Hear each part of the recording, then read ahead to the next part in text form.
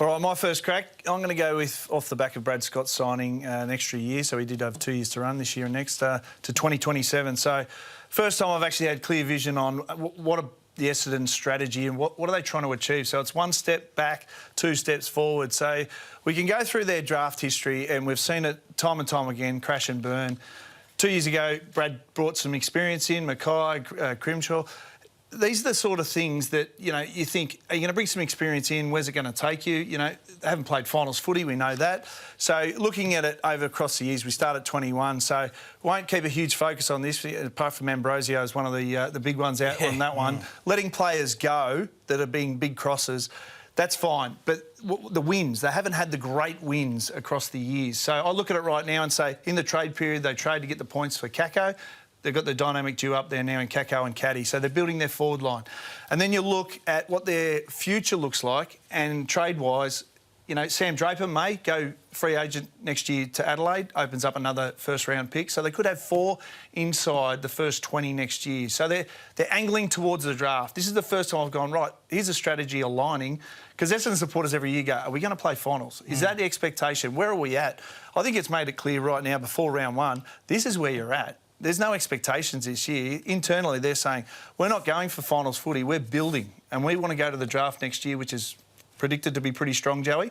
And that's their strategy. So signing Brad for that extra year is saying, right, you've got 3 years now to get us back to contention, and you're going to do it through the draft next year. So I thought having Kako come in, I thought was obviously the big one they needed in the forward line, and we saw that in the pre-season in Geelong. He's 14 disposals, kicked 4 goals, and Caddy's kicked 3. So they're building in the front half, which I love, because they're hard to find the small forwards that can really do some damage. But last year I fell in Kingy, 3 quarters through the year I thought they're really going to play finals, this is where they're going. But off the back of that, I'm thinking, OK, no, they're not. They're not actually no contention whatsoever.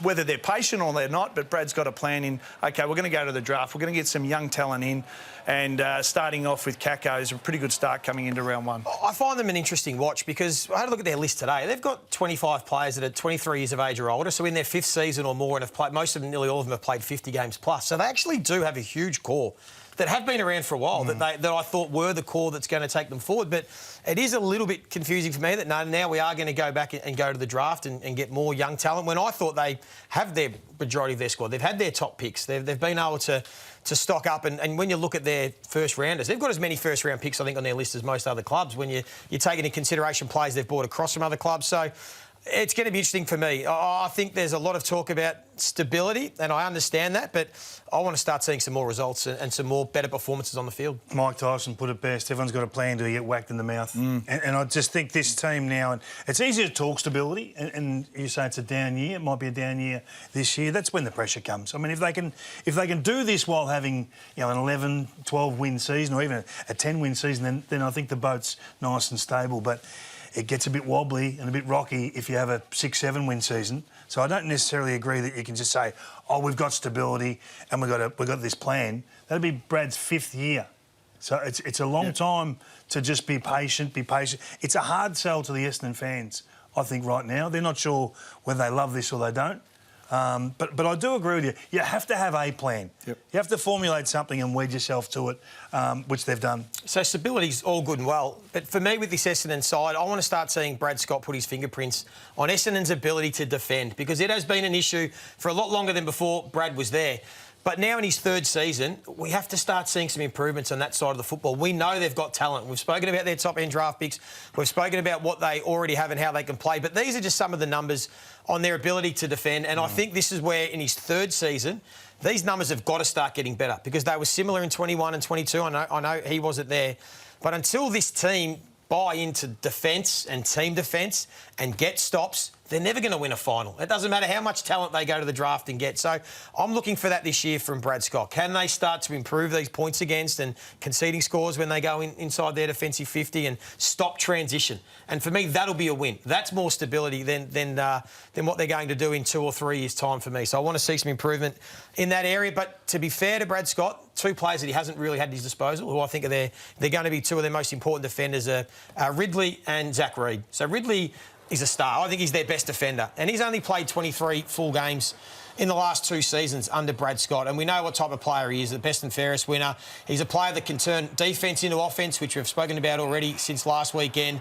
So he's going to be crucial to stay fit. I've seen some really positive signs from him in the pre-season. And Zach Reed's another one. He's in his 5th year, but he's only played 9 games. Only played 1 game, I think, under Brad Scott. And he's looked good too. I was at the Whitten Oval when he played on Sam Darcy. Terrific. And it was a good battle, great battle. So he's the future. So hopefully for Brad Scott, he can get those 2 guys up and going. They can improve their defence, and then we can start talking about playing finals. So if they get up and going and they start to defend, why are we waiting 3 years? I don't know. Because, as I said, they've got a pretty good core. When you look at their best core group, Yeah, it's good. It's pretty good. Yeah. I don't understand why they're so accepting.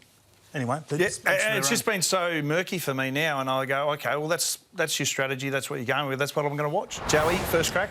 My crack, I'm heading for the Adelaide Crows, and I think the time is now for the Crows to strike. And when we look at this list and what they have done, Matthew Nick's 6th season in charge now. They have to get rolling. They are no longer in a rebuild. They have gone and stocked up on talent that have been players at other clubs that have played a role, and they are ready to go. And I just think now the time is right for Adelaide. We take a look at the arrivals of who they've brought into the club, particularly the 3 mature age recruits that have come in for a specific need, and then Sid Draper, the high-end talent. But what that has done for the look of the rest of their team is quite incredible. I called the pre-season game against the Brisbane Lions, and this side in 2025 will look completely different to what we saw in 2024. So just to give you an example, this was last time they played St Kilda, which was about round 18, late in the year, and they were banged up by injury. So that's how they lined up for that game. Rolly Thilthorpe came back, and he was the sub in that side. And you can see some of the names there. But when you flip now and take a look at what we think it might look like, we're still waiting for the teams, of course, but this is how significant it can look different. Like, Worrell only played 13 games last year. I really rate him. I think he's a terrific young talent.